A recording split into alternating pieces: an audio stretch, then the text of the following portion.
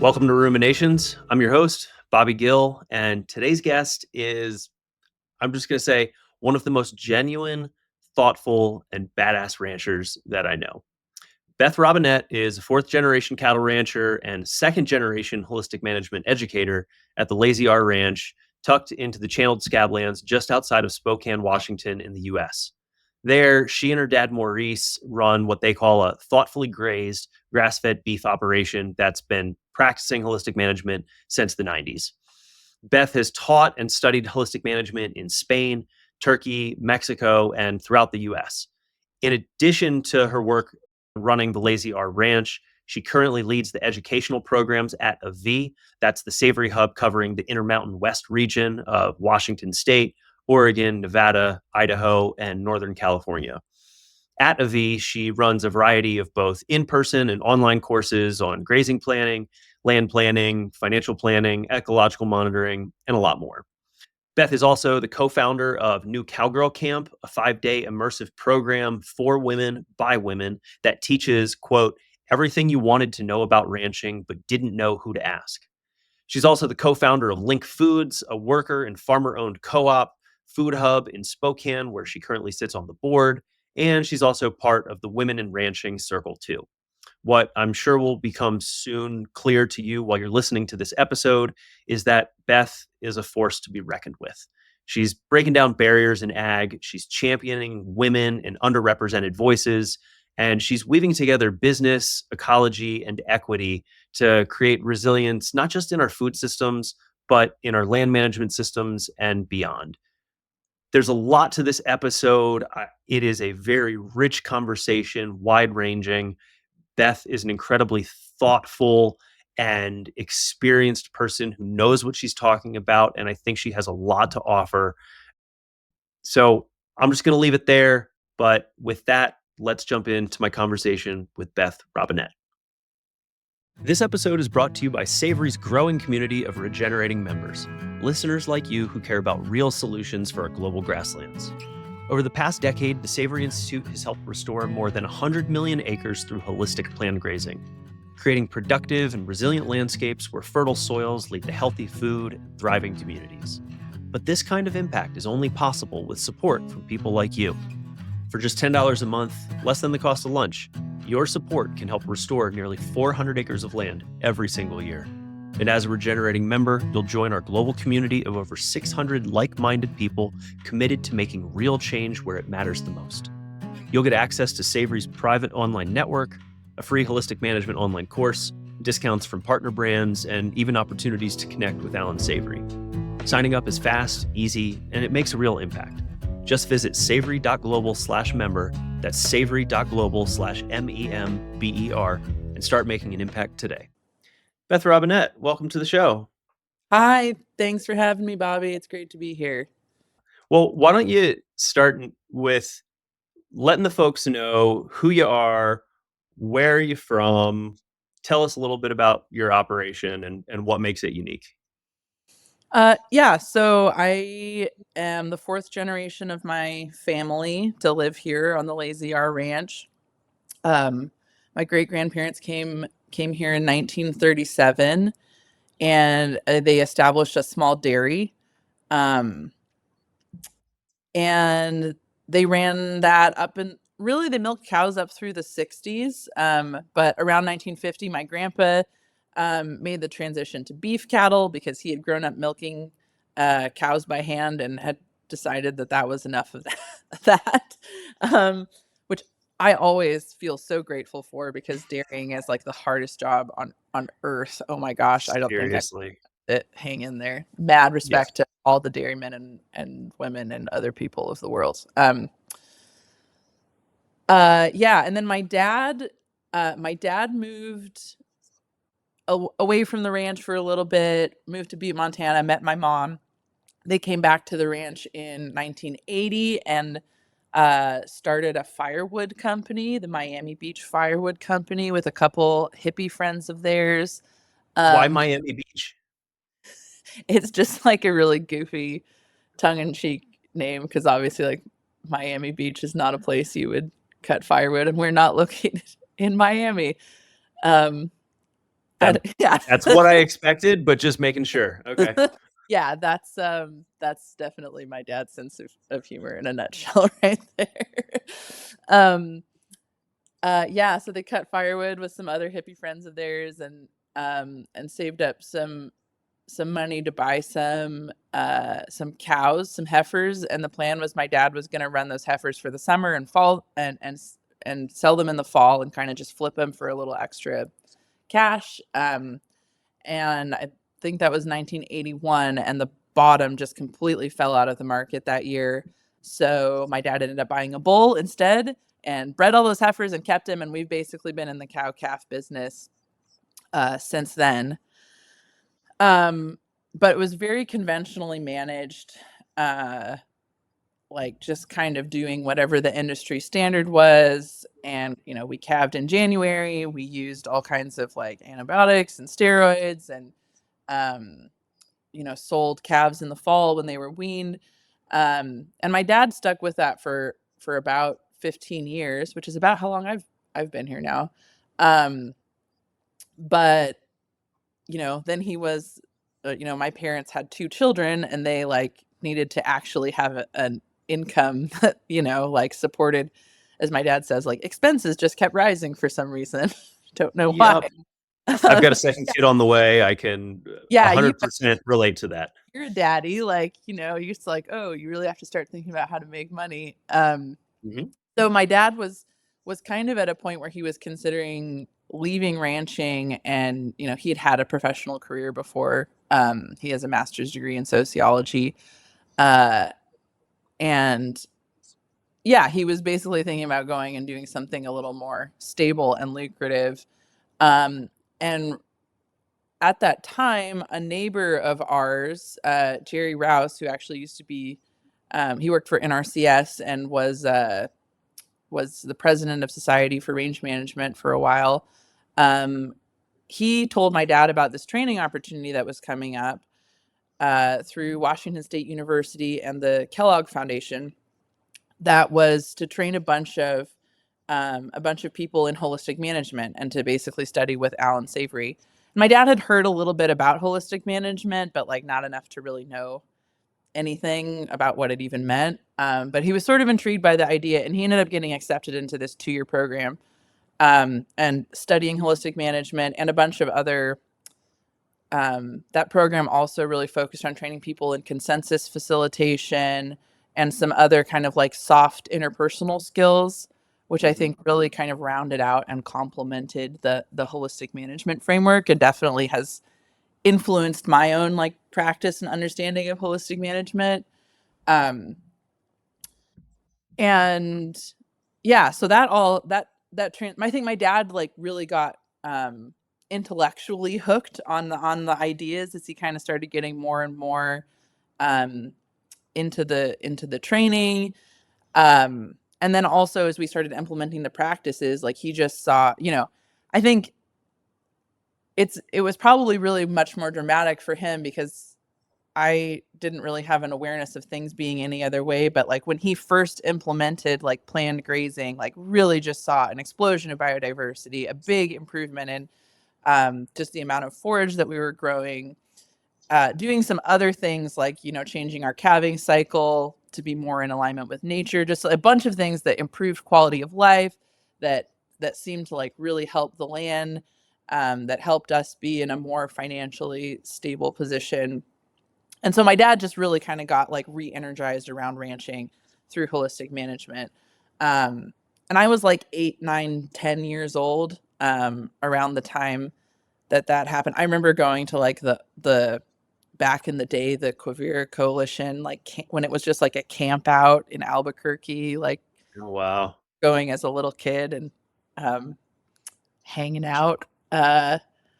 And yeah, I was basically old enough to carry some pigtail posts and a spool of hot wire around and be put to work building cross fence. So Hmm.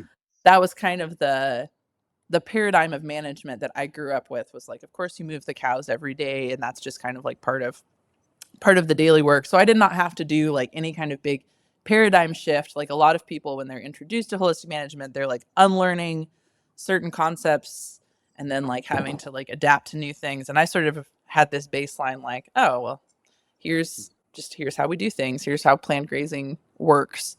Um, and I had my own kind of detour journey um, back to the ranch, which I did not leave for very. I just left long enough to go to school, but I did not plan to like be in agriculture. I kind of thought like maybe at some point I'll come back and live here. Like I liked it here.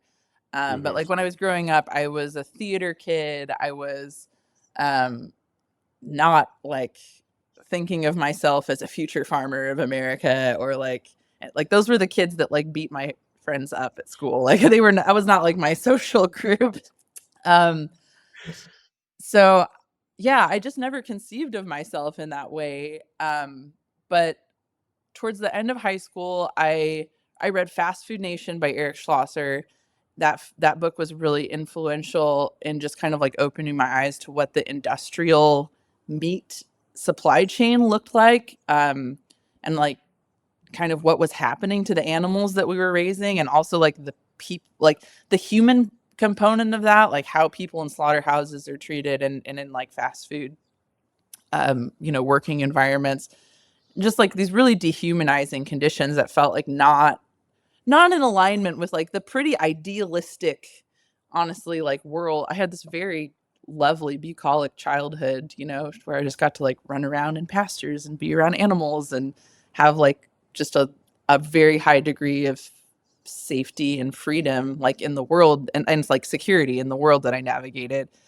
And so there were like a lot of experiences that happened around high school that like sort of shattered my concept of that. It was like, oh, like the world's actually a way more um messed up place than like this little like idealistic corner of it that I grew up in.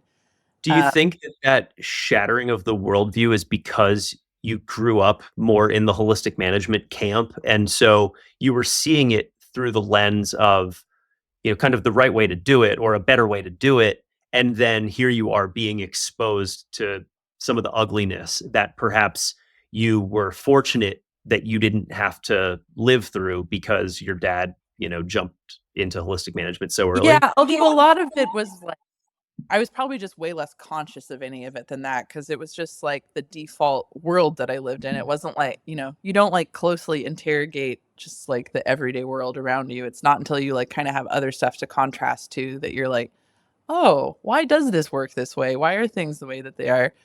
Um, yeah, but so like Fast Food Nation was really influential, and then I ended up going to college at Western Washington University. I went to Fairhaven College, which is like a college within the university that's like super hippy dippy, design your own degree. There's no grades. You just like write a self evaluation at the end of every course. Um, which was totally up my alley. I was very burnt out on traditional education by the time I was done in high school. I was always a very high achieving student, but I also had like undiagnosed ADHD, and like just a lot Mhm. of things about school did not make sense to me, and just seemed dumb. It was like, why? Like, I don't know. Um, so I was looking for a very like a different type of educational experience. The first class that I took um, at Fairhaven College was a 15 credit class that was all about food systems. That was co-taught by three professors, and it was from an ecology lens, a social justice lens, and then a critical and reflective inquiry, like a critical writing class, basically. And so, but it was all through the lens of food. Mm. So that was like my first quarter at college. I just like dove into food systems. We read Omnivore's Dilemma as like one of the foundational texts for that class, and that book just like blew my mind open when I was Mhm.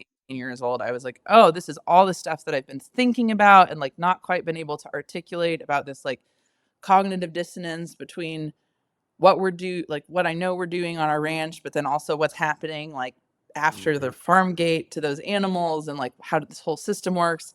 And like what would an alternative to it look like. um and yeah, so I ended up just really getting like sucked into food systems as like my area of academic interest.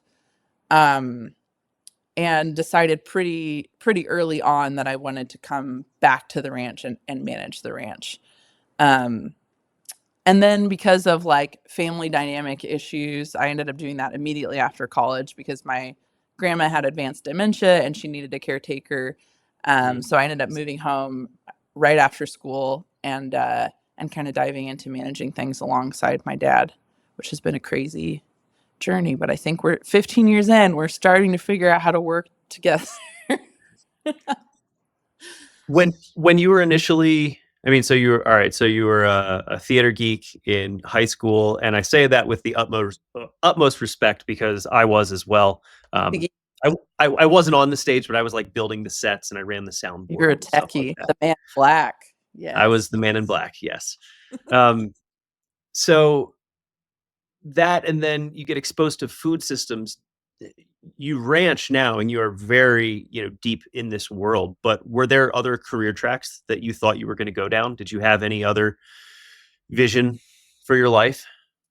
Uh, I think that I kind of settled on that so early on, that I didn't explore a lot of other things. I think honestly, I probably would have gone into education, and unsurprisingly, that's also what I do now. I do education around um, sustainable agriculture, so Mhm. it's been a pretty natural progression. But I love teaching, and um,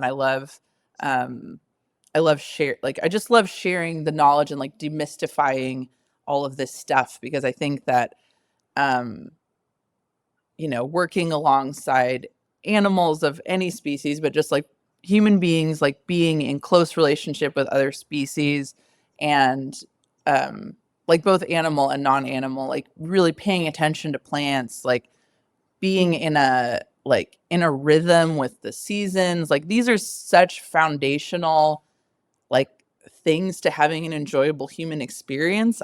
I think like maybe I'm highly biased because I like that stuff, but um my own little like root cause analysis of like why is society so messed up is I just think like so a part of it anyway is that like so many people are living completely disconnected from the things that like ground us to the earth and like Yeah. complete those feedback loops that help us like live in reciprocity with the earth.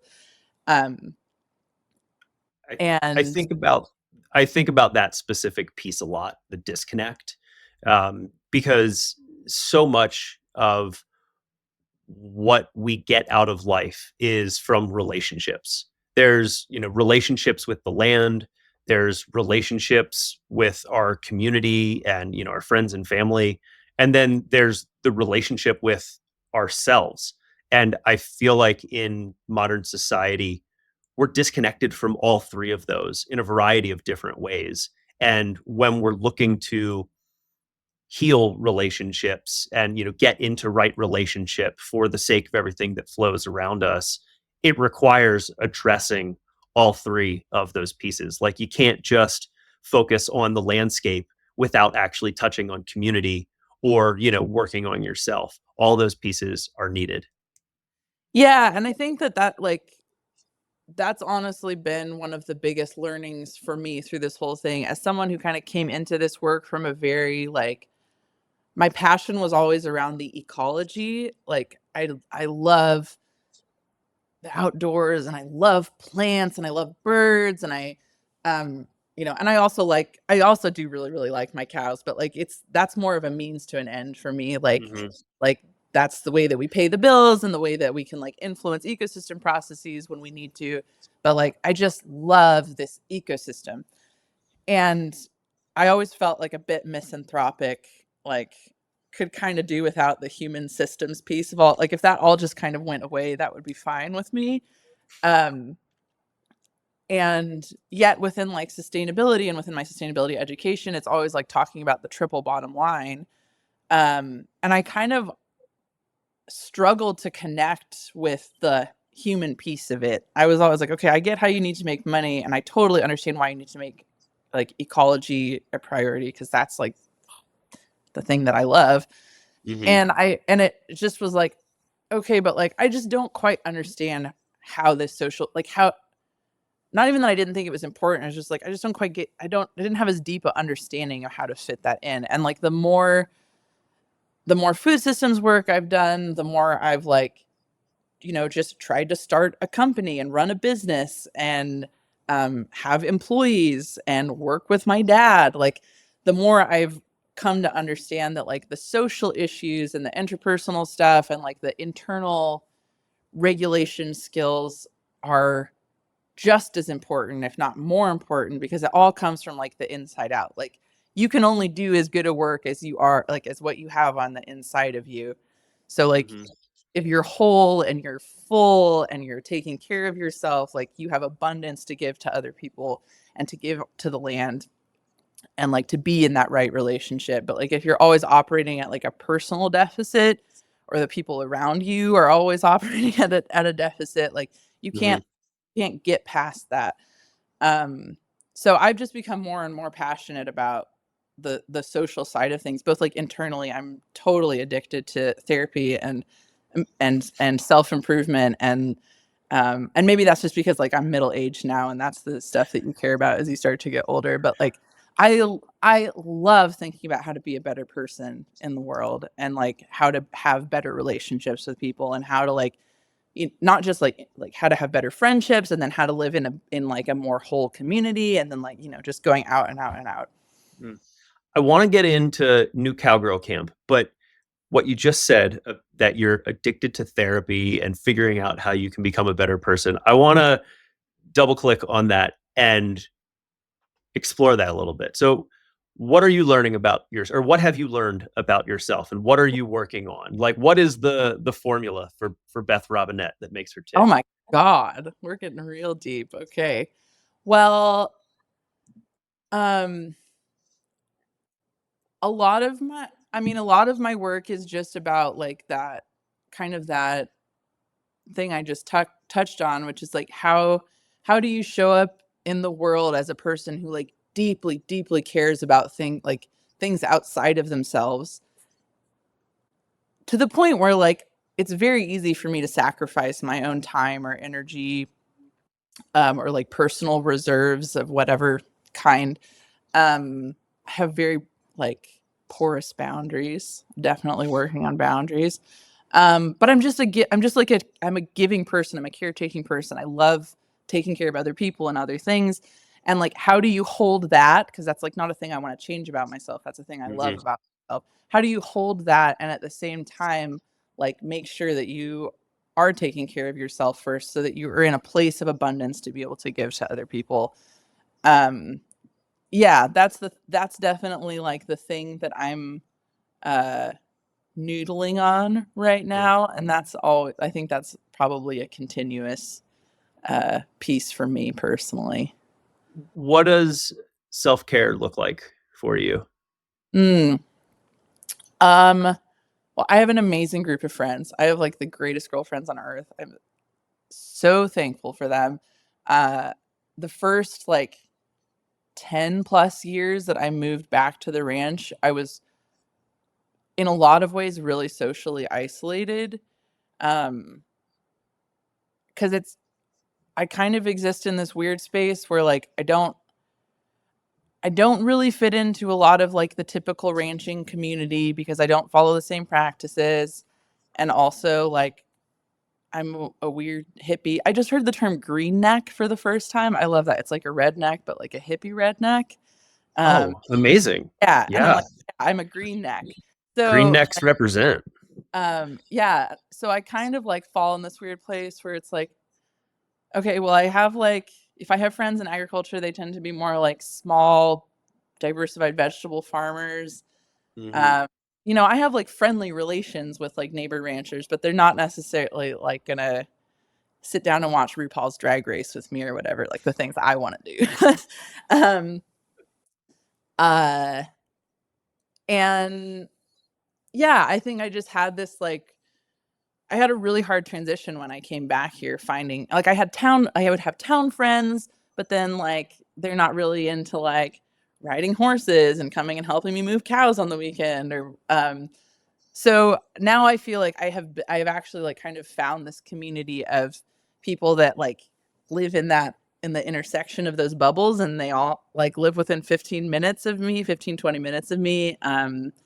So I think just like having that for a lot of for a very long time, Instagram was like my lifeline Mm, uh to other people like that, because like, you know, if you go to these like to like the Regenerate conference, or you know, these spaces where people gather, it's easy to find that community, and then it's like, okay, I gotta yeah. pack in all this social interaction in the next 3 days because I'm not going to talk to another person who understands me for 360 days. And so like I have a great online community too, like a lot of amazing friends that I've been able to stay in touch with virtually, yourself included, Bobby Gill. We Uh, get to see each other in person every once in a while. yeah, yeah. And I do get to like, you know, I really treasure those moments where I get to like actually see people face to face. But it is just such a freaking delight right now for me to have girlfriends that I can call up and I'm like, you want to go riding, or like you want to uh you know, you want to smoke pot and make fun of men. Like this is just, you know, like just having like my kind of group of people that are yeah, I think of it as my apocalypse crew. But Yes. yeah, Well, so hanging out with those guys is a big part of my self-care. um well, this time of year, baths, I try to take a bath every day if I can. I love a hot soak. And in the summer, my equivalent of that is having a little just like having a little time in my hammock in the morning for my coffee. um yeah, those are my most important things, just like taking a moment to slow down and be alone, especially because I'm a person who like does kind of tend to give my energy out pretty freely. It's really good for me to have that recharge time. yeah, I hear you. It's like when you get on an airplane, they say you got to put on your own oxygen mask first before It's you can help very others. cliche, but it's very true. It works. It works. Well, on the theme of you and, your groups of women that you're caring for and bringing together, you've developed this program called New Cowgirl Camp. How many years have you been running it now? This will be our 8th year. Yeah, Wow. we're getting Yeah. up. So tell us about New Cowgirl Camp. Where or what is it and how did it come into existence? So actually, you know, I was the organization that hosts New Cowgirl Camp is Roots of Resilience, which is a nonprofit organization that actually came out of that training that my dad did in the 90s. It was basically like a management group from that training. And they had a Tuesday morning conference call that they have maintained since like 1996. Now it's a monthly and it's on Wednesdays. So things have drifted a little bit. Um, but like they have just stayed in touch, this group of like 5 or 6 holistic management practitioners. And we were one of the first, we actually were the first hub in the United States. So we applied for that first cohort of hubs with the Savory Mhm. Institute. That initiative kind of launched. um, Met so many amazing people, made so many cool friends through the hub network. And I'm super glad to be working for a hub again, which I guess we'll get to now, but I work for AV now, um, which is also a Savory hub. um, but it just kind of wasn't like, for where the organization was at and where the hub network was at, it just wasn't quite a good fit. So we ended up after a few years like deciding not to keep maintaining our hub status. And also to just think about like, I think especially at that time, because it was like very new, there was sort of a lot of one size fits all solutions to how like curriculum was being rolled out. Mhm. um and you know, I also like, I went to business school, I have an MBA, and so I kind of had this like instinctive like, okay, but we don't really know who our customer, like who are we trying to give these trainings to, and like who are we like, what is the value that we are delivering and to whom? And I never felt like that was quite, it wasn't like, we never kind of had internal clarity. We were like, we can teach everyone about holistic management and train everyone about everything, and it's applicable to everything, which it totally is. um But after we decided to leave the hub network, um, we wanted to just like kind of focus in on like, what are we uniquely positioned to do really well in our context, right? Which is holistic management 101. Right. And one of the things that we had kind of like resonated around was that we'd gotten pretty tired of trying to get existing land managers to change their practices. Like Yeah. this group of folks had done field days and trainings for 20 years off and on. And people come to the field day and they're like, they listen politely, and then you always get to the, this will never work at my place because dot dot dot. Yep. And then people would go off and then like not really implement the practices. And after like 20 years of doing that, it was like, what do we really have to show for all of the field days and the trainings? It's like, I mean, people are like passively interested, but nobody's actually like doing the stuff. And I contrasted that to like anytime and there's like almost this like built-in resistance to the paradigm shift, right? Um, Anytime I explained like my philosophy management to like any of my friends that were not in agriculture, and I was like, yeah, it's just about like paying attention to ecosystem processes and looking at animals as like a tool to influence those things and really monitoring closely, like being adaptive in your management, um, really prioritizing biodiversity and energy flow and nutrient cycling and water cycling. Um, And it was like, oh, yeah, that makes a ton of sense. And there's like no resistance at all. So so it was like, okay, well, and then like me being who I am, like I just don't I'm not the guy to convince like the old white rancher dude that he should do something different. And especially uh now that I have 15 years of experience under my belt, I think I have a little more cred. But when I was a young woman in that space, they did not want to hear it from me. Like I was like a novelty and perhaps like intriguing, but not compelling. Um, Did you so just I mean, how did you approach those sort of scenarios? Did you try to prove your worth, or was it one of those acknowledging, "I'm not going to be able to change this person, nor is it my place to, I told my story and that's enough." well, it's kind of both, right? Like you have to figure out like I got to buy hay from somebody, right? Like you have to figure out how to exist in the world. You can't just like opt out because like yeah, they're just logistical things that you need done that you got to talk to the old white guy to do, right? Um, so the formula that I found to break through that was one, I always dropped that I was a fourth generation rancher in my introduction because that immediately gave me credibility.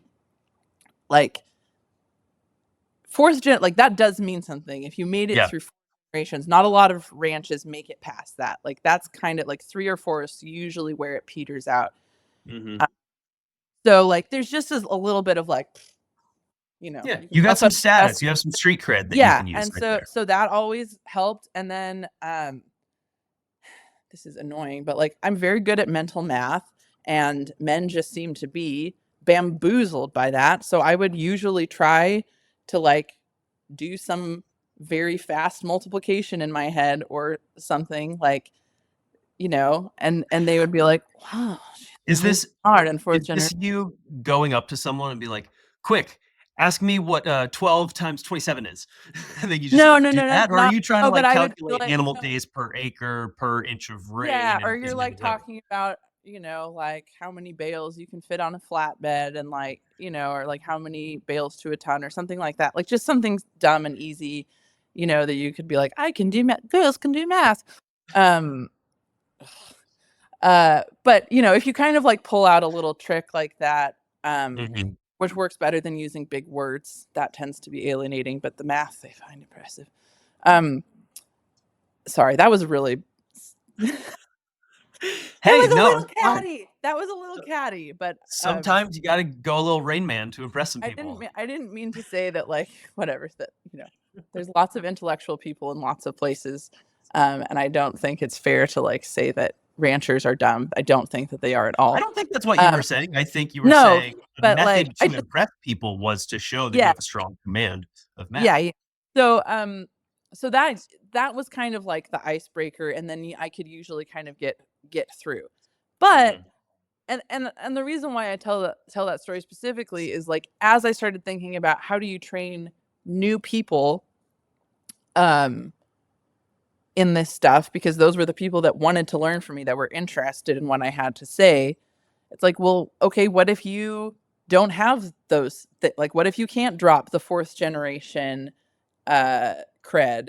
Like how do you break into these spaces and start to get some of this like knowledge? Because I have learned a ton of stuff from old white dudes, like, you know, these like crusty old rancher types.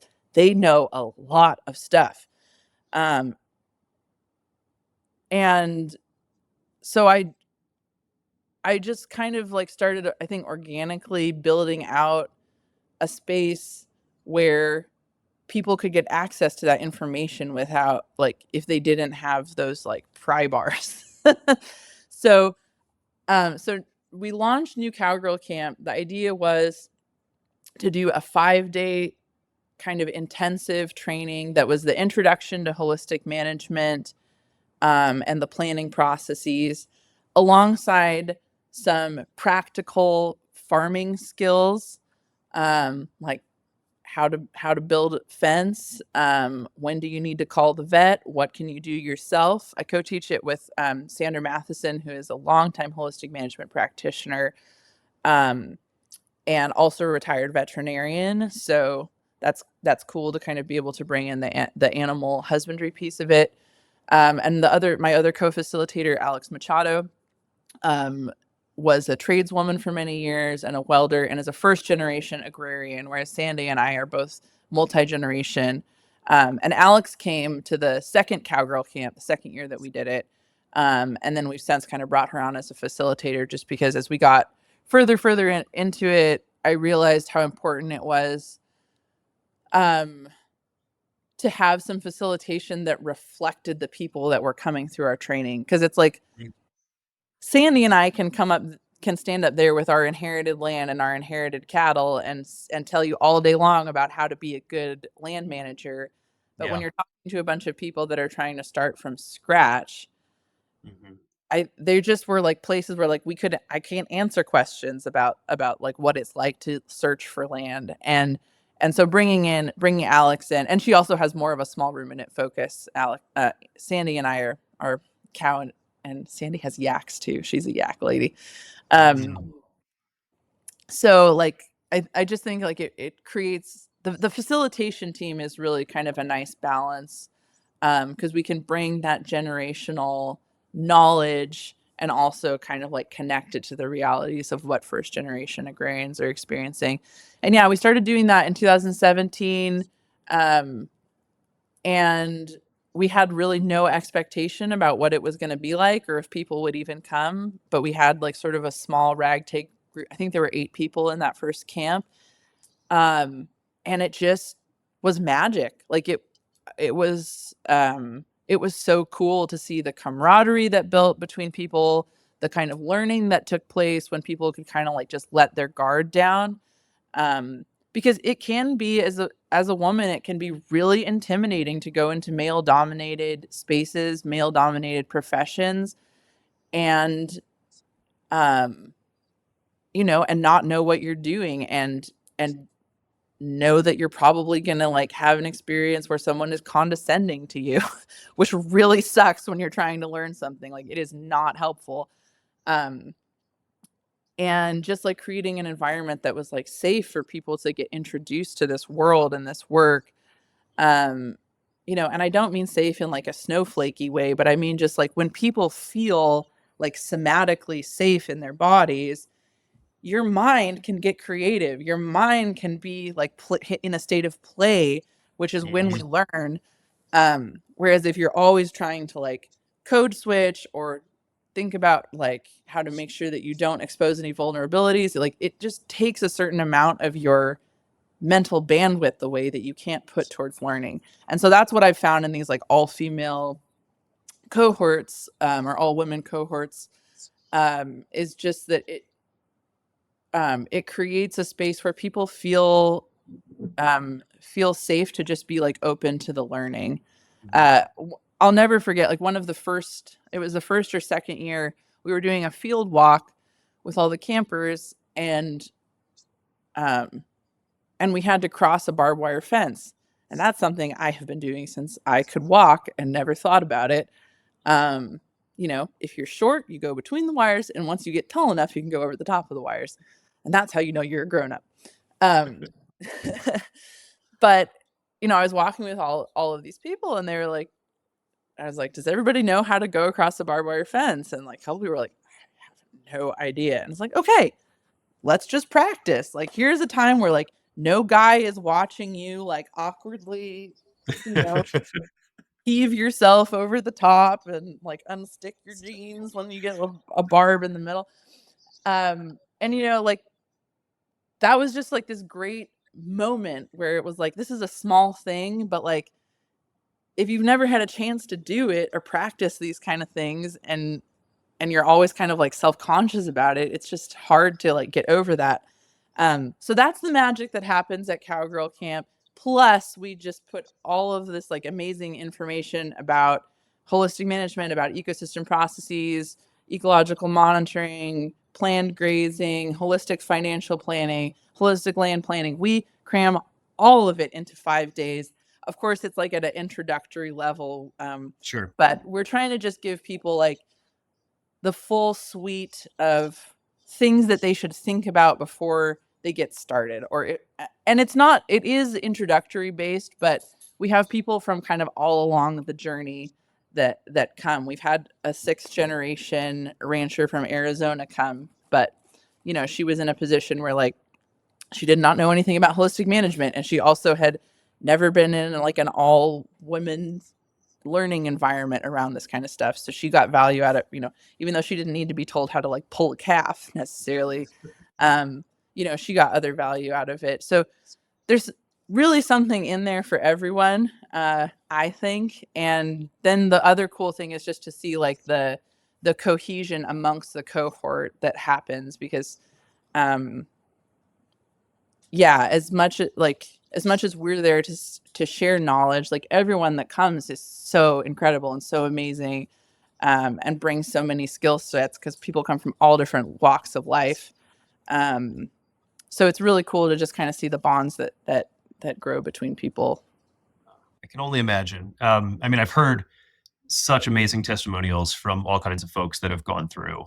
So I would love to come and be a fly on the wall as like token guy who's allowed on the periphery, maybe You and at everybody some point. else, buddy. Yeah.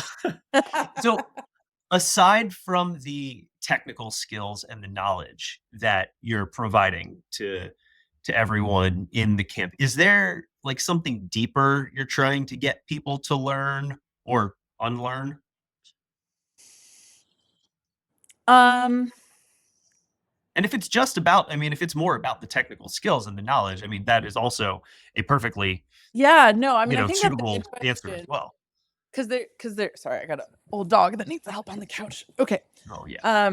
Because there is something a lot deeper, um and I think it's just around like it's around the community building piece. It's the camaraderie. It's like, yes, the technical skills are important, but also the like just the experience of being like, if you want to do something really bad and you've never, and like nobody else in your life understands why you want to do this crazy thing, and then you get to be in an environment where for 5 days you're just with other people that want to do that crazy thing, and they just encourage the heck out of you and tell you how good you're going to be and how successful. Like there's just there's like an internal boost that people get from getting to just like be encouraged by other people and know that they're not alone. Mhm. Because like the nature of this work can be very isolating. Um, and I think it's a huge barrier. Like, how do we create space for new people in rural spaces that are often very, very insular and don't have a ton of diversity within them, a lot of the time. And yet we know that like the need for new land managers is very high. Like there is this huge succession crisis that is Yeah. happening around agriculture in this country that like I don't I don't feel like is being talked enough about at all. But like in the next 20 years, so much land is going to change hands. And it's already been happening, but you just see like, um, you know, family like the Waltons and the Gates Foundation and the Mormon Church and like these like very few, very powerful um, entities, and then like just foreign national corporations, Mhm. um, buying up more and more farmland as this. We're seeing this generational farm model start to peter out. Like I think that's kind of reached its apex. Um, because at a certain like after a certain number of generations you either have too many cousins to split things up amongst to have a viable business, or you have enough intergenerational trauma around managing the family business that people don't want to do it anymore. And it's very rare the family that doesn't have one or two or both of those things happening in it. So I and then like the price of land has just skyrocketed, right? Like Yeah. the difference between my grandpa buying this ranch in 1950 and my ability to buy it today is, it can't even be a conversation. Whereas my grandpa got a loan from a relative for $2,000 and bought this place. Like Jesus that is Christ. not Wow. acceptable to me or to anyone else, um, that that wants to get into this work. So like we're just on the precipice of this major, major problem where we're not going to have human beings connected to the land anymore. Like even worse than it already is, but like people need to live on the land. Human beings are part of the environment. We have to steward land. Like corporations are not going to steward land. Human beings steward land. Um, and yeah, so we have to find some pipeline that helps, because there are people out there that want to do this work that are so hungry. Like urban environments are full of them. Uh, Truly, like the more I have opened Cowgirl Camp, I like tried to search out these people with Cowgirl Camp, the more they keep coming. Like I think people really are super hungry to do this work, and it's so needed, so important. Um, And to your point about we need more people getting into ag, we need more people taking care of the land, and there is a hunger in more urbanite crowds. I would say that's my particular story is typical 9 to 5 desk job, checking all the boxes of what makes a successful career. You get benefits, yada yada, and it's just soul sucking. And you're like, there's got to be something more to life than this. And I think what a lot of people are discovering is that something having to do with the land, something having to do with creating a better planet and like having an active role in it instead of just, oh, I'm going to change my purchasing behavior in this small way, or I'll use paper straws over here, or whatever it is that is the latest fad of like this is the right thing to do. Um, to get into ag in whatever way, whether it's managing land or contributing whatever it is, your skill set that you can offer. I think it's a tremendous opportunity for folks when they can find how their unique genius, if you will, fits in to the existing models that are out there, and figuring out where they can slot themselves in. right. And where I think there's kind of like there's missing deal flow there, right? Like there's people that want to do it, and then there's land out there, but like what are the models that actually help people Yeah, make those Tetris pieces don't necessarily line up. exactly like there's a huge learning curve, right? Like you are going to fail a lot in the first handful Mhm, of years of doing this. And so like how do we and I think that just like the kind of rugged individualist farming model has in a lot of mhm, ways worse. Um I like I have no desire to run this place in the way that my dad did. It worked for him, but like it is a lot of being alone and taking care of stuff alone. And I'm like, that does not sound fun to me. That does not meet my quality of life needs. Like I want to have a freaking party of people around, and I want to be like playing music and working on projects, um and I want to be able to go on vacation or go camping and not drive my family insane because I'm so stressed the whole time about being gone, which was definitely how my family vacations went when I was a kid, mhm. um, if we had them at all. Um, so yeah, I think that there like need to be new models that kind of like help people through that transition. But I don't have the answer for that. I just Yeah. see that there's like a huge gap in the system right now. Have you seen Alan Savory's TED Talk? There's a set of before and after photos in that TED Talk that show the transformation that's possible. And this particular set of photos are in Zimbabwe. It's totally barren land. And then just 3 or 4 years later, after managing holistically, the grasses are tall, head high perennials. It's an incredible transformation. And there's a chance that you can go see this in person. We've got an upcoming Savory journey to go visit this site. This is the Dimangombe Conservancy. It's in Victoria Falls, Zimbabwe. It's Alan Savory's home. It's the birthplace of holistic management. It's the first ever Savory hub. We're running a trip in January of 2026. We're going to have a group of about 6 to 12 people going, and we've teamed up with the Africa Center for Holistic Management, and we're giving away one of these slots on the trip for free. If you want to get in on this, we've got a giveaway happening in celebration of Earth Day. There's 3 different ways to enter. Basically, you can donate to the Savory Institute, support our global mission regenerating grasslands, or you can support the local efforts that are happening at the Africa Center for Holistic Management over there at Dimangombe. The choice is yours. There's 3 ways to enter, 3 entries maximum per person.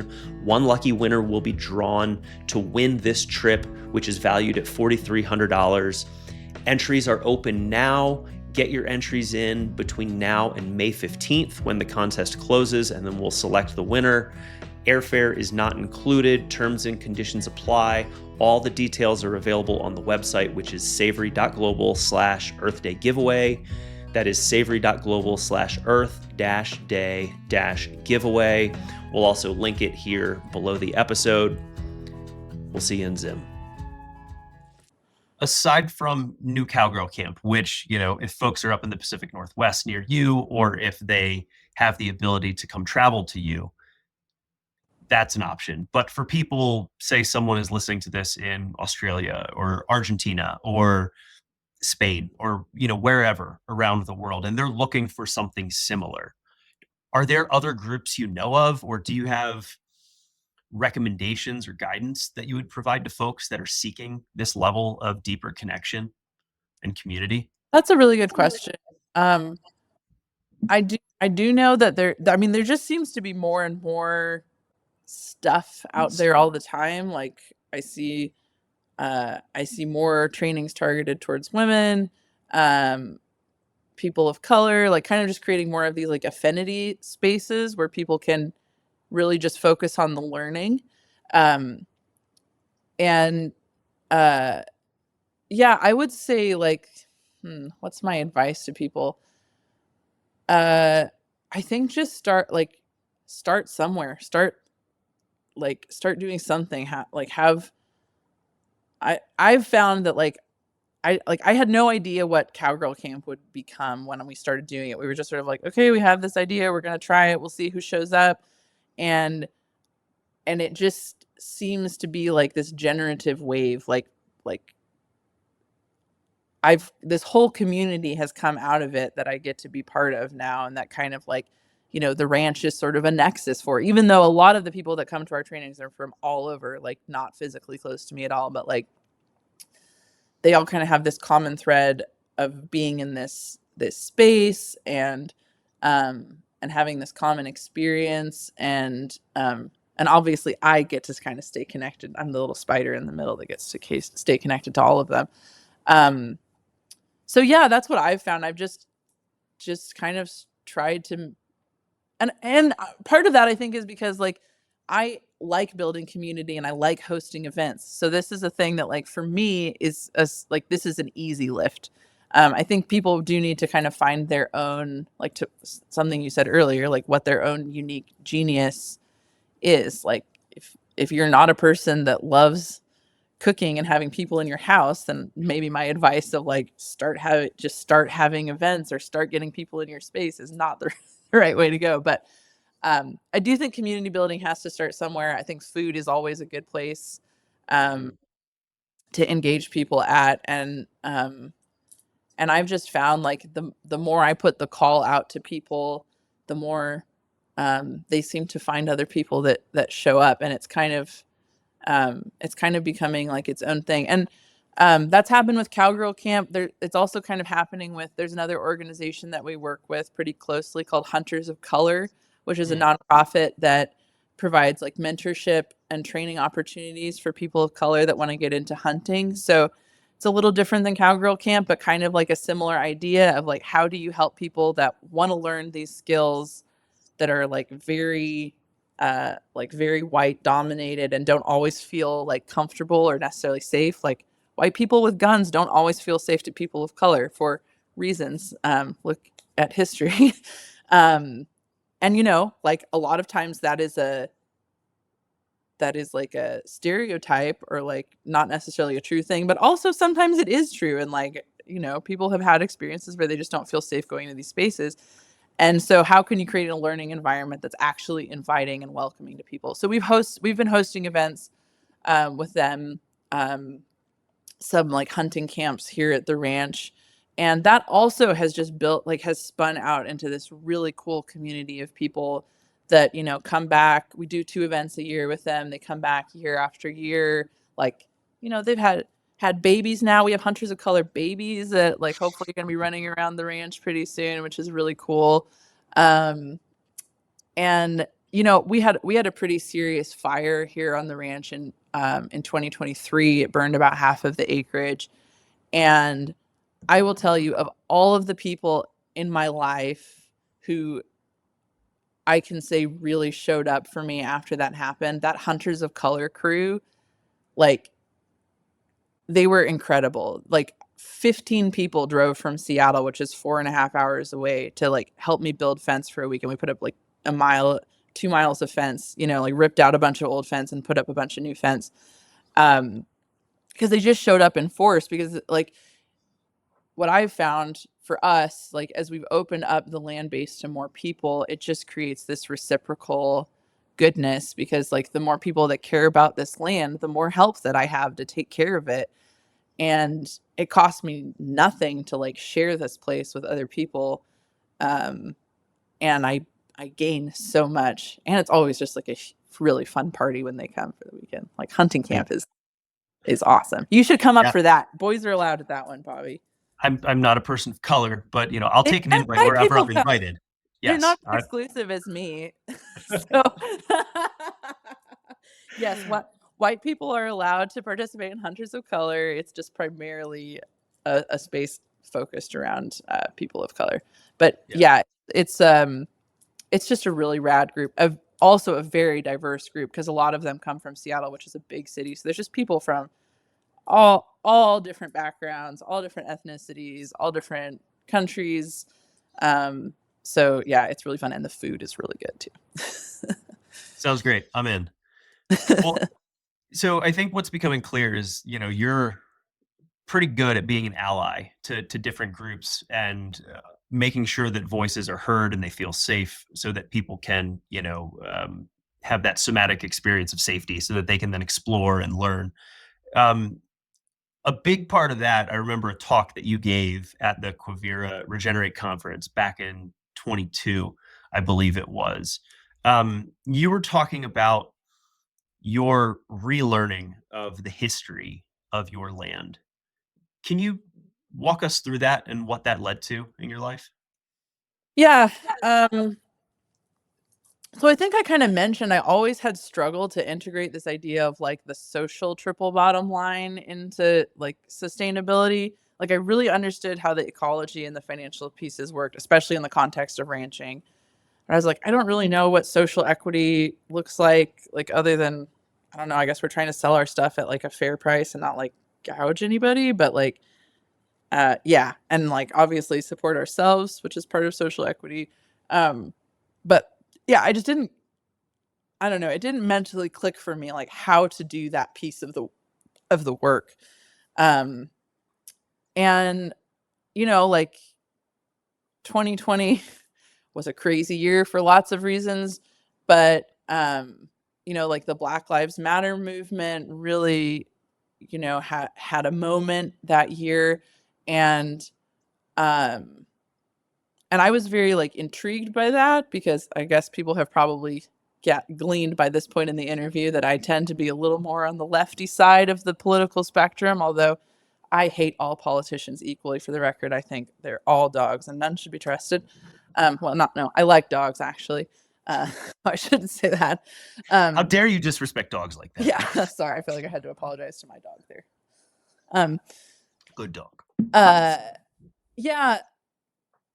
So I was like really intrigued by that movement and like really wanting to understand how to respond to the, like, there was this call for white people to like unpack their privilege, and I was like, okay, but I don't really know what that means. And that was something I honestly had struggled with through all of my sustainability education, like from undergrad and also in my grad school program. Like I just now it all feels very clear to me, but like I just couldn't quite click for me like what we could possibly do.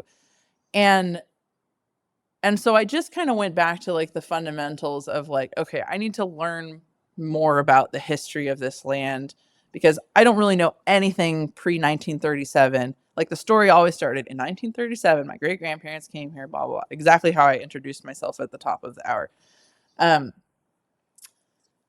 so I wanted to do more homework around that. There was also Standing Rock, which was that also 2020 Dakota Access Pipeline stuff I was want to heating say that up. was before, It has but started I could be before. wrong. Get your fact checkers on that, Bobby. Uh, It's Bobby is yes, the checker on this I am the fact podcast. checker. I'll check it after the call. Slash, um, I'm not going to check it after the call. okay, Well, Google it let's for assume it's in yourself. the same vicinity of Yeah, Savory. somewhere around that time, there were like the protests at Standing Rock were happening. One of my very close family friends, actually Jeremy Rouse's son, who I grew up with, he was pretty involved. His family is Yankton Sioux, and a lot of his family were part of the original resistance encampment there.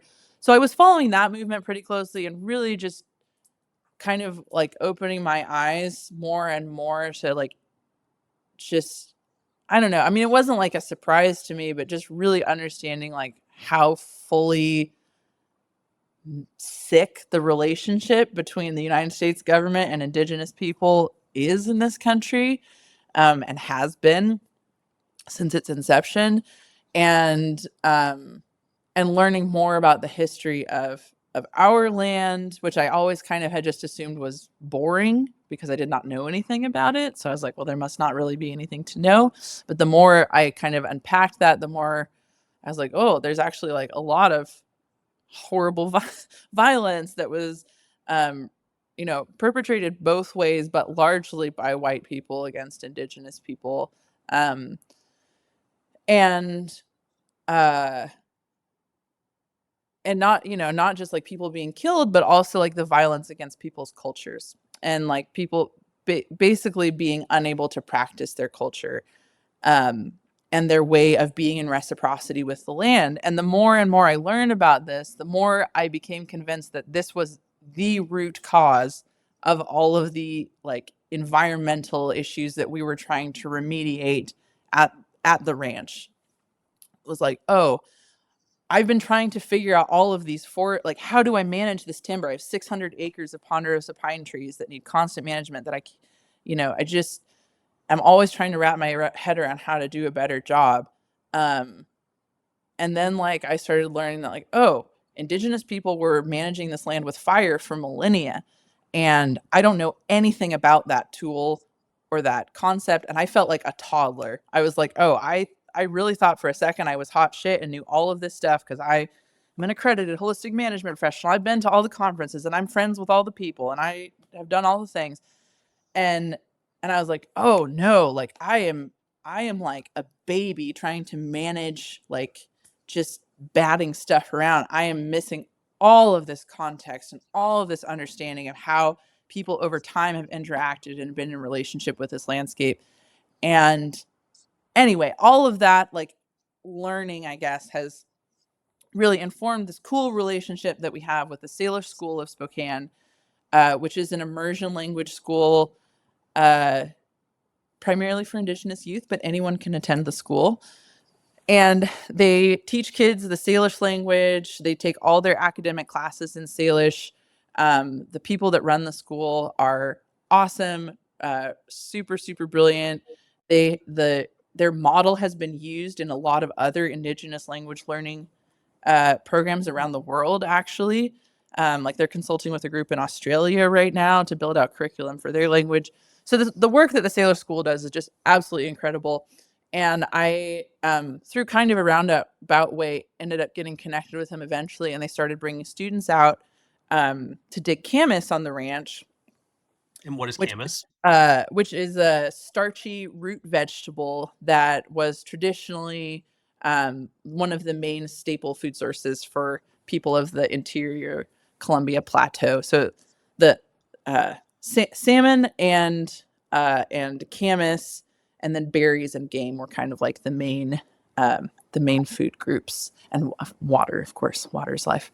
Um, and yeah, like that relationship has just been incredibly healing.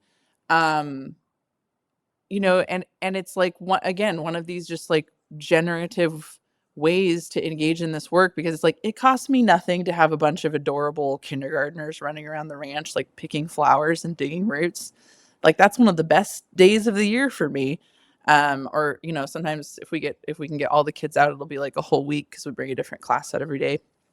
um and just getting to hear these little kids talk in Salish while they're digging roots, which is something that like their ancestors have been forbidden from like they are the first generation since boarding schools to grow up speaking their language and engaging in these ancestral practices. Especially because this is like an urban Indian population, in Spokane. So these kids don't live on the reservation. So they're not connected to their traditional practices in that way. Um, Most of them are living in a pretty urban environment. And so like just to see these kids doing this like pretty radical act of reclaiming their culture, and they don't even know, like they don't know that it's a revolutionary act. They're just being kids. They just think that this is the way that things happen. um it's so cool to be a part of that. And I'm learning more like through that relationship. Like I'm able to like gain access to more information about how to be a better land manager. I'm learning so much about camas.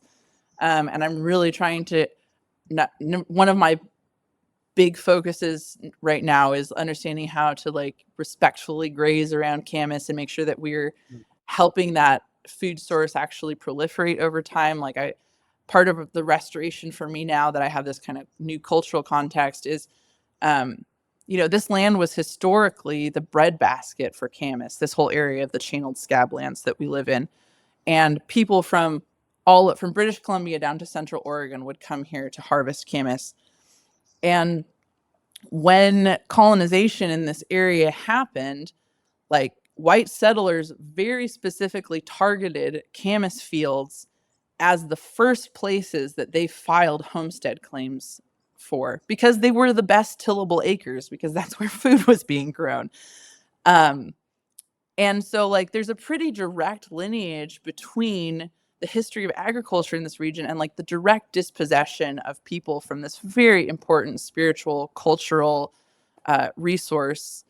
And yeah, so it feels right to me that part of restoring this landscape is that I want to see more camas, and I would love to see the Salish School, have enough that they can serve it in the cafeteria once a week if they want to. Um, like that. And that's kind of how like I feel like the social piece has finally integrated for me into that triple bottom line, is like finally understanding that just access to land can be so transformative, and without being able to like untangle all of these complex problems of colonization and intergenerational trauma and harms that were done hundreds of years ago by people that I can't influence or do anything about, you know, and yet like I just am I'm not a bystander. I wasn't raised that way. It was like if you see something is wrong, you do something about it. If you see your neighbor's cow is out of the fence, you don't drive by and go, well, that's a bummer for them, not my problem. I didn't let that cow out. No, you put the cow back, you fix the fence, and then you let your neighbor know that they had a cow out.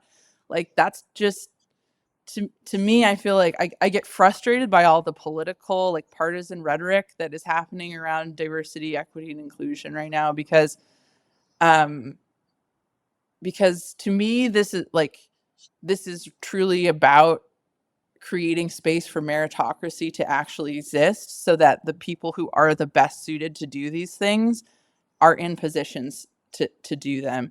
And we know if we look at nature as our teacher that diversity is a driver of resilience. And we know that we have a resilience problem in our community of land managers right now. Like they are dying. They are literally dying and disappearing. Mm. And we know that when we see a dying plant community, we need to create germination sites for new growth. Like that has to be our intervention. And I don't see any difference between the situation we're in right now and like what we should do if we were managing at the soil surface. So it's like, what are the germination sites for these new people with new skills, with new paradigms, new lived experiences? How do we start letting those people get a toehold? Um, yeah, What I'm hearing you saying right now is you're taking these concepts of, diversity breeds resilience. That's something we know at an ecological perspective, but then applying that in the socioeconomic pieces as well when you're dealing with like humanity and taking these lessons that we have from ecological systems and then applying them to social systems, which I think is a really important mental exercise for people to evaluate and critically analyze, how are you showing up in the world versus what you preach in terms of what to do on the land or vice versa. um, in that talk that you gave in 2022 where you were talking about your work with the Salish, you also went through some core concepts of holistic management and then offered some new perspective on them, like looking at them through a different lens.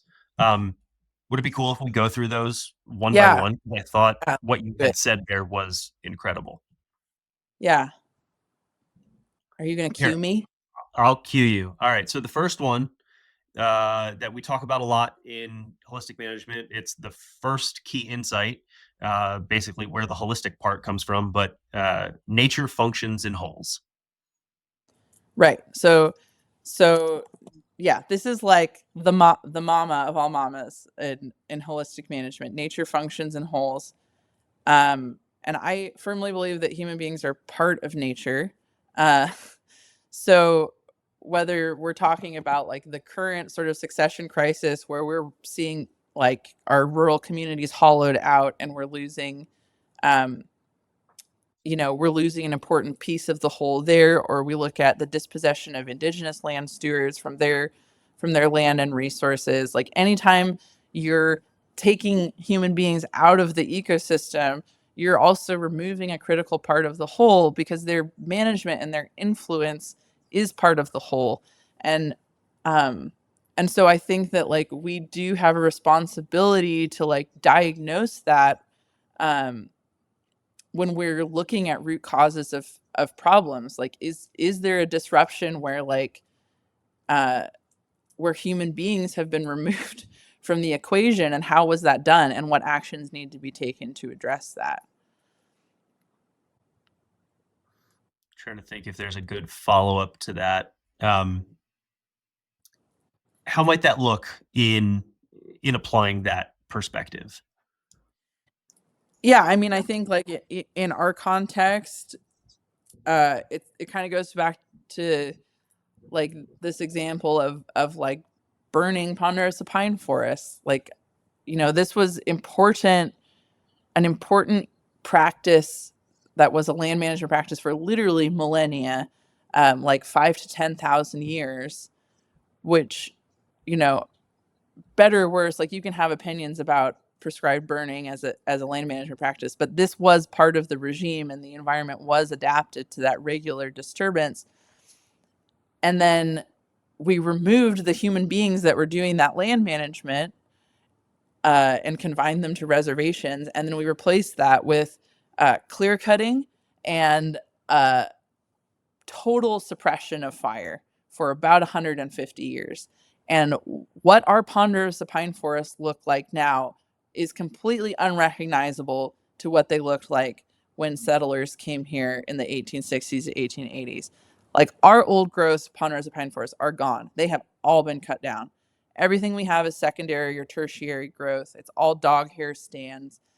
We're right kind of like on that rural urban divide where I live. So basically everything to the west of me is farmland, and everything to the east of me is suburbs and then Spokane. Uh, and I-90 goes through the middle of the ranch. So we are right in the middle of it. Um, and so we're seeing more and more development of the area too. So more and more people are coming in who have less and less historical context about how to manage the land, and less understanding. Um, and we are seeing, like, the natural result of that is these catastrophic fires. Um, and the fire that we had 2 years ago, it was August 18th of 2023. That fire burned up to 10,000 acres in 24 hours. And the same day, another fire started an hour north of Spokane that also blew up to 10,000 acres. So, I mean, we had like just, Mm. Are you brutal fire conditions. And we see that throughout the American West. That's happening all over. are you adapting your management at all to address the increased risk of wildfire, or what you're learning, through your time with the Salish and prescribed burning? I know you mentioned you're learning how to more respectfully graze around camas, but like, what's evolving in terms of your management? Yeah, I have not implemented any prescribed burning right now. I'm still totally in like a learning phase of all of that. But I am super, super excited about prescribed burning as a tool, um, to add to the toolbox. And I think at this point, if you look at the successional state of our forests, which is again like this secondary or tertiary growth, um, like, I don't know. My dad and I have tried to manage this with grazing alone for, 50 years now between the two of us. And like, we're not keeping up with it, because there's also like, I have, I have a cow calf operation. Like, I breed mama cows. I have limitations on when I can graze those pine trees, because they will cause abortions in the cattle. Um, Mm. so I'm like, I can't graze just for ecology 100% of the time. I have to balance all of these other management factors, because unfortunately I have to exist in the context of capitalism. So I'm out Yeah. here trying to put money on top of everything. It would Well, be great if if you I look could. at the holistic management framework, cows are, they're part of living organisms. There's rest, there's technology. Fire is one of the tools in the toolkit that we have available. There's nothing in holistic management that says you can't burn. Yeah, absolutely. I think that, like, um I sort of had this personal bias, and I think that it has, in the past, existed within holistic management against fire as a tool.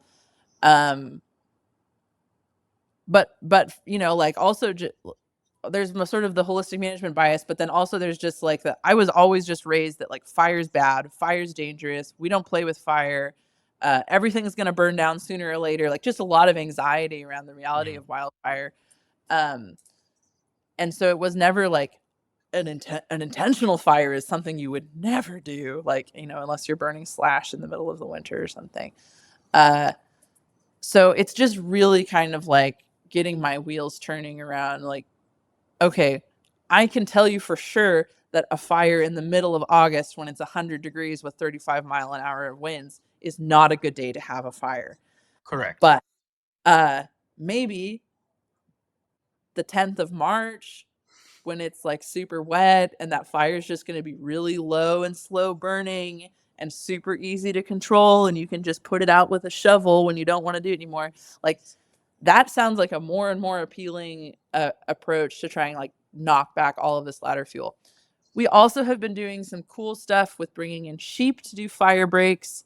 Hopefully going to be doing more of that next year. I've been collaborating with a friend of mine who has a contract grazing business, and kind of trying to keep her sheep in work in between contracts. Mhm. For folks that might be wondering, why couldn't you just do those fire breaks with your cattle? It's difficult to get on the um, forest land. It's difficult to get the animal impact to make a fire break with cattle, because the forage is pretty thin. Like, um, yeah, it's a lot of bunch grasses, very fine grasses, and so I have found that the sheep are a little more effective in terms of being able to bunch them in there with electronet and get them to actually like get stuff grazed all the way down. But I don't think there's any reason why you couldn't do it with cattle. But yeah, again, like I don't want to nutritionally stress my cows when I'm trying to get them fat to sell them. And Yeah. yeah, just a lot of plates to keep spinning, got to Makes balance a lot. sense. And you gotta make decisions based on what works for your context, which leads us into the second point that you had from your talk, which is context is vital. How do you look at that one? Uh, yeah. So, I mean, that's just the idea that like we always have to understand like as much as we can about the context in which we're making decisions in order to be the best holistic decision makers. Um, And again, I think this goes back to like understanding the history of our own land as land managers. And, the reality of it is every square inch of land in this country was once stewarded by Indigenous people who have been, by and large, violently removed from that land. So, like, that is a piece of context that I think we should all be reckoning with. And I know I talk a lot about like the Indigenous lens of all of this, but I think it expands to like other areas of race, um because like what I've learned from my collaboration with hunters of color is just how difficult access to land has been historically for people of color, especially rural land. um And so just like understanding the reality of why like why are we in the position that we're in? Why do the land managers we have look the way that they look?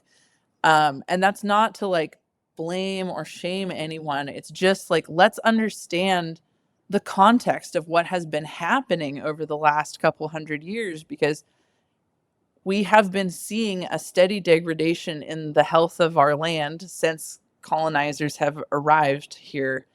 Uh, and I'm not saying that that's just like white people have ruined everything, but it is like that is the problem that we as graziers are tasked with remediating. And if you look at why degradation has happened, it happened alongside a whole bunch of social consequences and a whole bunch of people being dispossessed or discriminated against from the opportunity to be able to make their own contributions to that. And so I feel pretty strongly that like, I can't, I obviously can't tell other people what to do, but for me, for my context, like it seems vital to address some of those historical things if I want to do a good job of addressing the environmental uh, factors that I want to address. Mhm. And then, of There's course, all of this stuff isn't happening in the past. This is also all still happening today. Like we have current conditions today, um, that are influencing all of this as well. It's not just like a rear view mirror kind of thing. Yeah. There was a phrase that I was reminded of as you were talking about that, uh, and I think this comes more from like the world of therapy and interpersonal work, where you acknowledge whatever traumas you're carrying, or whatever it may be, the things that you're struggling with, and it's the phrase that came to mind was, "It's not your fault, but it's your responsibility." And I think it's possible to hold those two things to both be true. And I think that's where sometimes people get we get into some of the polarity in some of these conversations is because people are misconstruing the responsibility part with fault and guilt in some capacity. But those are entirely separate pieces. Like something can totally not be your fault, but because of how the cards landed, what you have in front of you and the situation that you find yourself in, like it's your responsibility to do something about that, whether you had anything to do about it in the past at all. Right. Anything about like the excitement with which we often like approach regenerating a piece of land, right? Like lifting ecosystem function. Like it's like, oh, we found this degraded land and now we're going to be able to like make improvements to it, right? Like that's kind of one of the concepts that's built into the background of this work, right? And it's like, what if we applied the same enthusiasm to repairing human relationships that we put into repairing land? Uh, I think that they would be, I have found for myself that those things have been very mutually beneficial. Like Yeah. as I open up myself more and more to addressing some of these social issues, and I can't undo things in the past or whatever, but like I can do some things, and I'm not going to let the fact that I can't solve the whole problem prevent me from taking any action at all, because I just think that that's lazy. Um and boring. Like, let's do stuff. I'm not about that. Like, I just want to do stuff. I want to fix problems. I want to build things. I want to like be in relationship with creative people who also want to do that stuff. Um so like I get really frustrated by like the kind of navel gazing, or the like, well, that's not my fault, I didn't do that. It's like, well, none of us did that. Like, none of us did this. None of us want to be in this situation. Like I said, I would love to just be traipsing through the woods with my chainsaw and my dog, and tie yippee yippee yo yippee yay, but like, I got other problems I got to solve, unfortunately. Yeah. All right. Solving more problems. That leads us to number 3 on the list, which is treat root causes, not symptoms.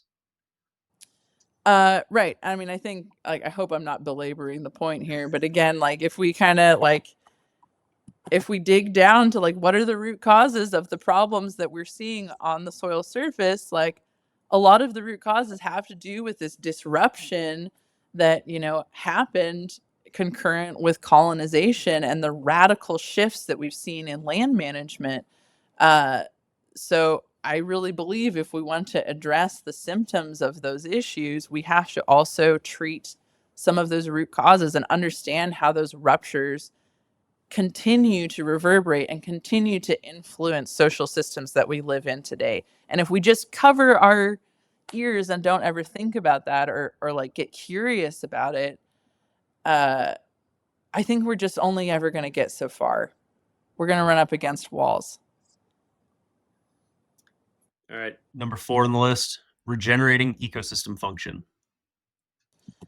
Uh, yeah, I mean, my question around that one is always just like, regenerating to what? Because I have like, my concept of what this place looks like goes back to 1937 at best. And I can find some historical records that maybe stretch back another 60 years behind that. But it wasn't until I really started getting into, I found this amazing book that is written about the Spokane tribe. That's a collection of oral histories that this sociologist who worked at Eastern Washington University collected over his entire career. But like, it wasn't really till I started like digging into those oral histories that I started to understand more of the context of what this land looked like pre-colonization, how it was used pre-colonization, um, and like what the potential of it even could be in the future. Um, so I think that like we have to reach back through time to understand what the potential of an ecosystem even is, because the reality is we're all managing degraded land at this point. There's nobody Yeah. who's not. Yeah. There's an aspect of generational amnesia that comes up a lot, or shifting baseline syndrome, I think is another term for it, where, people can only remember as far back, to their childhood. And then, your dad will remember back to his childhood, and his parents would remember back to theirs. And if you're looking at the potential of a landscape, the baseline understanding of what it could be has shifted so much because you are only seeing so far into recent history. You're not going to see the full potential of it, and it causes us to make short-sighted decisions or assumptions about what's possible in terms of all these systems that we're managing. Yeah. Yeah, absolutely. All right, last one on the list. Um, Planning processes for managing complexity. How are you looking at that differently? Yeah, I mean, I think that we already have so many of the tools to address this within holistic management. Like um how do we make decisions that integrate these social realities? Well, duh, as long as we start including them in our holistic context checks, like we're going to start making decisions that address these things. Um, you know, you can make a grazing plan that protects and stewards the cultural resources that you have on your land base. We can use ecological monitoring to measure those impacts over time and make sure that we're like seeing improvements. I mean, I think that of all of like the sectors of agriculture, I think that holistic management practitioners are probably the best position to start to tackle these problems. Just because we already have so many of the tools at our disposal to try and engage with them. Growing up around holistic management and now being more exposed to other forms of land management, indigenous forms specifically, do you find any correlations or things that contrast and maybe don't exactly meld one for one? Yeah, yeah. I think that there's a lot of correlations.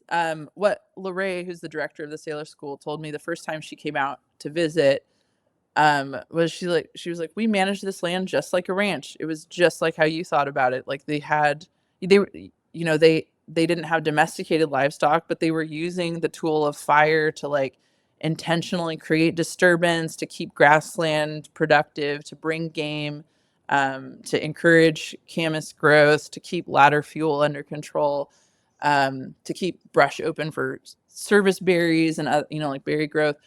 Um, and like there was this pattern of seasonal rounds. People in this area moved from place to place. Like in the camas times, they were here. They went to the river when it was time to harvest salmon. Uh, and so there was this natural rotation, much like, a grazing plan where people kind of moved through the landscape based on what resources were available. Um, and change their own density depending on what resources were available, because they're, again, like we're people from British Columbia all the way down to Central Oregon utilizing this area. So yeah, I think that there's a lot of parallels between that type of like semi-nomadic uh, resource gathering and kind of like our approach to how we're introducing like disturbance into the environment. I think some of the big contrasts, um, for me, I just have looked at every plant here through a forage lens for most of my life. So it's like, is it good forage or not good forage? Do the cows like to eat it or not like to eat it? Um, and that was like my kind of main metric for plants, like being interested. And also I really like flowers, so I'm just a big nerd on flowers. I Yeah, enjoy that. But makes a lot of um sense. yeah, but it was kind of like a big aha moment for me was we have all these wetlands on the ranch and we have a bunch of tules, which is like this big reed kind of grass that it's a little smaller than a cattail and they're round. But like tules were not a plant I thought of as having any value at all. It's just the stuff that grows around wet places. Never thought about them in any way other than that. And it's like a thing for birds to sit on, I guess. That's nice. Um, but tules are one of the most important textiles for Indigenous people. All of their teepee coverings were woven out of tules because they can weave them together and it makes this watertight mat because they actually swell up when they get wet. So it's like a Uh, thatched roof. yeah, basically, yeah. And so they would sew them into these big mats and then cover them babies with them and make mattresses out of them. That's what they would like eat off of. Super, super important textile. Well, like that was a plant I had never thought of as having like any kind of value other than like I remember some story in like the winter of 47, grandpa cut down all the tules because the cows had nothing to eat, like kind of thing. Um, but like I was like, oh wow, this whole like this is a whole resource that I didn't even know was a thing. Um, and they're like biscuit root was another one that I was like, I just thought that that was like a kind of ugly flower, and it's like, no, this is an important food source. Lamatium. There's a whole bunch of different kinds of it, but uh, yeah. So like, I think that I'm seeing the plant community through like a way broader lens now. Um, that's not so myopic and cow focused. I've Yeah. been really living in cow land for the last 15 years. I'm trying to lift my head up above it a little I bit. mean, it's a great land to be in, but there It is a is. lot more to the world. And if you expand your horizons, it's probably a little more richer. Yeah, yeah, there's just so much out there to know about everything. Mhm. What are I'm wondering about your holistic context and if it's changed or evolved at all over recent years based on the work you've been doing? Uh yeah, I mean it's a constantly evolving thing for me. Like there's core tenets that are the same, but like I'm always changing and growing, so I think my context is also, should stay lithe and nimble alongside that. Um and like we all function as wholes within wholes. So I have my own personal context that guides my own decision making, and then I have a context at the ranch level that has other decision makers included in it that guides that. Um, and that is certainly shifting as my parents age, and like kind of we're all finding new roles. Um, and it's definitely shifting for me a lot personally as I've been going through a lot of personal transformation and like really examining what it is that I want to have in my life and what I want to manage towards. Um, but I think what has really shifted is, um, it's the same concept that we've been touching on through this whole conversation around really just being intentional about building community and creating, like, I guess, a new, like, birthing a new whole almost. I think that's sort of where what Mm, I'm on the cusp of.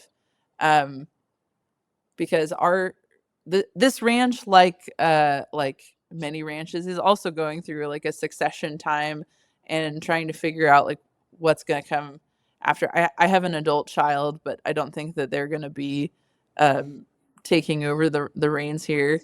Probably, you never know, but that doesn't look mhm. super likely to happen at this point. So it's like, what is the thing we're building next, and like how can I include some of this like new amazing cast of characters that I've kind of found um, through this, I guess, equity work I've been engaged in, and like just continue to integrate those voices into the vision. Um, yeah, so it's a little out of focus still, Mhm. um, but I think that that's kind of where I'm at right now. I'm leaving space for a new thing to come forward. Yeah. Well, that's admirable because you're broadening your scope and integrating those pieces back into the whole that it is you're managing. And so it would make sense that some of those pieces are blurry because you're not going to know exactly where you're going or how things are taking shape. Of the pieces that you do have clarity on, though, is there like one piece of your holistic context that really stands out as being notable or special in some way? Well, I think that the future resource base piece of it, like, which is like, what is the world that I'm building towards? What do I want to see in the future? Like, what's the 100-year vision for this place? Um, I see this as like, well, okay, if we're really, really gonna do the dream, like I see the Is ranch it? as a hub that's like the center of a land trust, um, that would be buying up all of the land around us so that it doesn't get turned into subdivisions and stays in agriculture and wildlife habitat. And, that through partnerships like Hunters of Color and New Cowgirl Camp, and I'm sure other organizations that don't even exist yet, or maybe will be birthed out of those organizations. I don't know. That like there that it becomes this nucleus, I guess, um, for people to just experience uh, being in right relationship with land. Like that's what I would really like to see. I had such a privileged childhood. Like, just to be able to run around naked outside and just like not have anybody care what I Hey, did. don't lie. Like You're still doing it. You're I do. still I doing do. it. Yeah, don't rubberneck too hard as you're driving. It's pretty visible from the freeway, but I do kind of forget sometimes. I'm like, "Oh yeah, people get a show." Um or do rubberneck if you want. That's yeah. I'm putting it out there. So, uh but like just the ability to be on land and be free and not be bought, like, and that's like the sad parts of what I've heard both from like Hunters of Color and from Salish School is experiences where people have just not been like, have been disrupted from that feeling of just being able to be safe on land. Like, because someone is coming and asking, what are you doing here? Why are you here? You don't deserve to be here. You don't have a right to be here. And, I just think that's bullshit. All people should feel like they have a place to be where they can be safe, and just be like connected to nature. Like we all, at the end of the day, it's the only thing that's real is the Mhm. ecosystem processes. Everything else is just shit that we made up.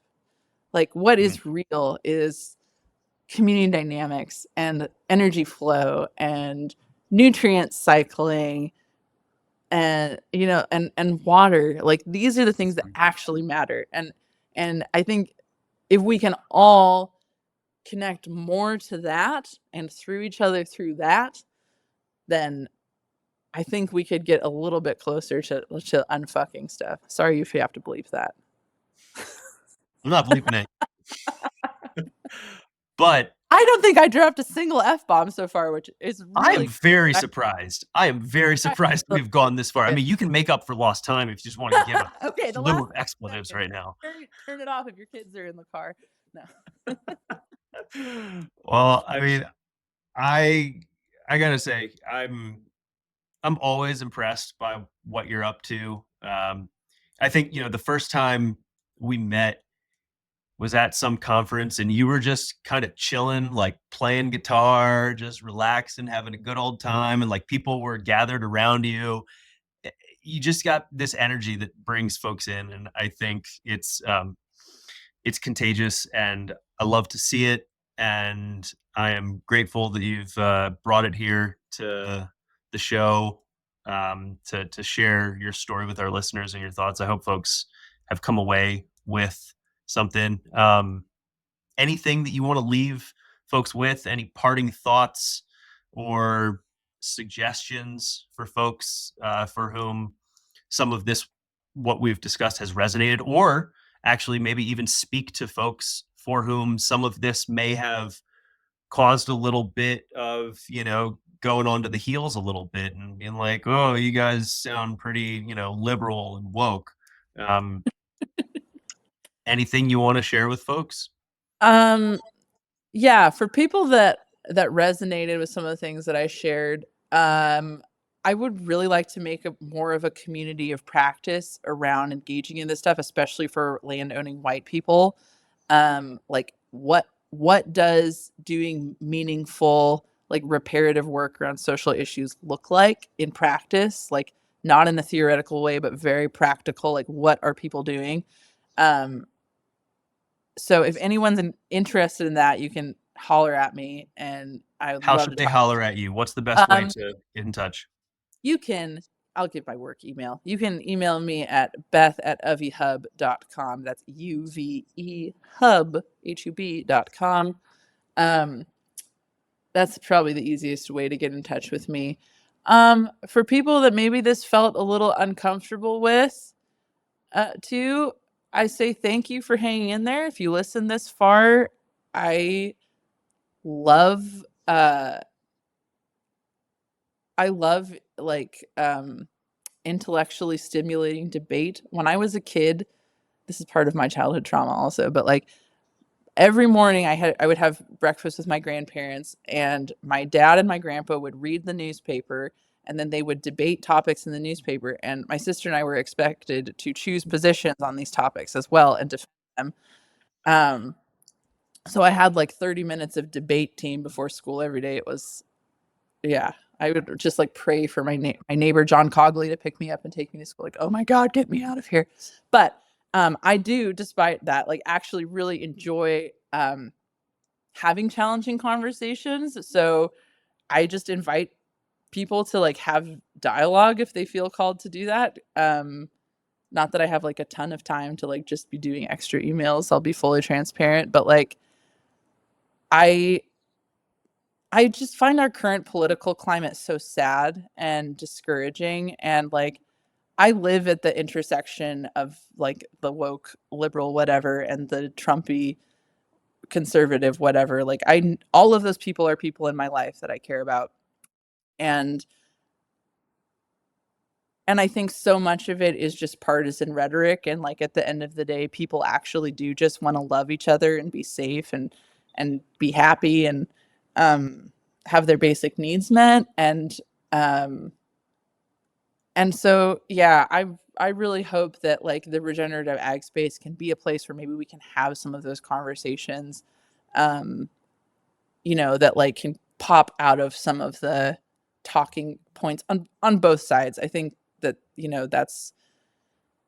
it's there's a lot of stuff in leftist movements that is also really toxic and shuts down conversation and the way that people are tone policed and not allowed to make mistakes. And um yeah, like I just am really hungry for like more meaningful engagement between all human beings around all topics. So that's my parting words. Like, man, can we all just talk to each other a little more? That'd be good.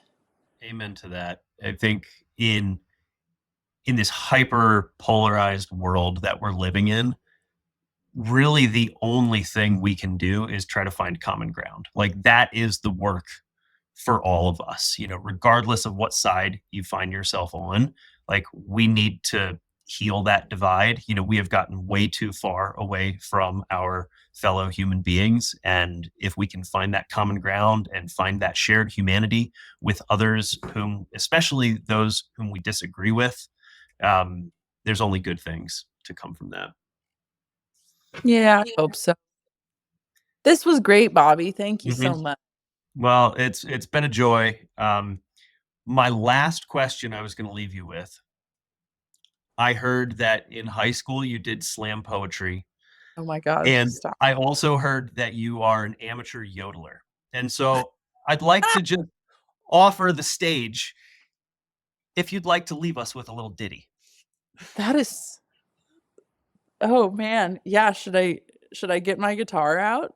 Wait, how much of a ditty are we saying? I don't know. Your podcast episode, whatever you Oh, want to do. I don't If you know. want to get a guitar and sing us out, we can do that. Oh God. That's Okay, out. yeah. You have a request? Oh God. No, whatever Oh, comes to oh, it mind, doesn't whatever feel you're good to be feeling. put on the spot, does it, Bobby? Hey, that's why I'm in the interview chair right now, so I don't have to be put on the spot. You're smart. Okay. Um, yeah, you want to pause the recording for 1 second? I'll tune a guitar and Sure. noodle around on something. Okay. That's you're funny.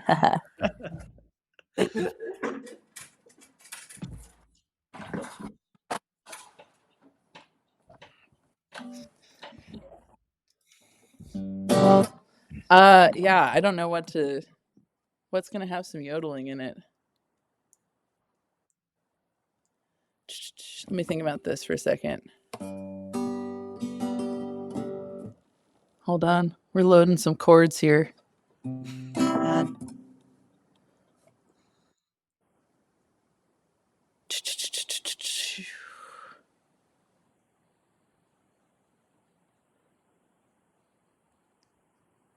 That one's too political. That does have some good yodeling in it. That's going to totally undermine our good little togethery conversation, though. Okay, skip me that. Do you listen to Nick Shoulders at all? Oh, you need No, to I don't think I know him. Nick Shoulders. I'll send you some. Okay.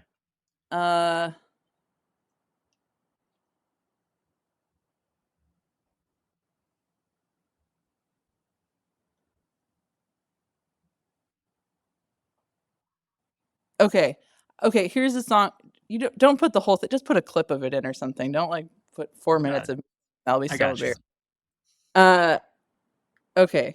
This is a good one. This is an Island Jewel song. I don't know if there's any yodeling in it, but it's a pretty song. God, I haven't played this in a while.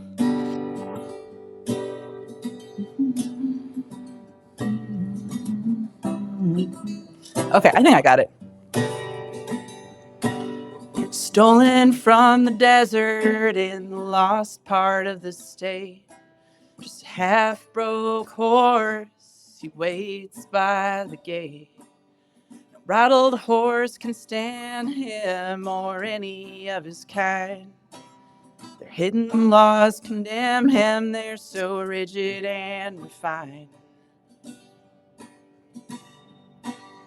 He watches on the edge, dirty coat and shaggy mane. Too wild for this world to tame. For Mustangs. Grew up in the desert in the lost part of the state. Cut our teeth on promises and empty plates. Single wides and ranches disappear before our eyes. These folks here don't come around, they're so rigid and refined. We stand on the edge, dirty coats and ragged hands. We're strangers to this world and this new breed of man. We just got our notice, this whole place is going under. The bank's whip is on us, we won't last another summer. Have to come and take us with the force of 10 trains. It's no life worth living if you don't hold the reins. Like a half-broke horse from the lost part of the state, we watch in silence as we wait by the gate. On both sides of these bars, we're one and the same. Too wild for this world to tame. For Mustangs.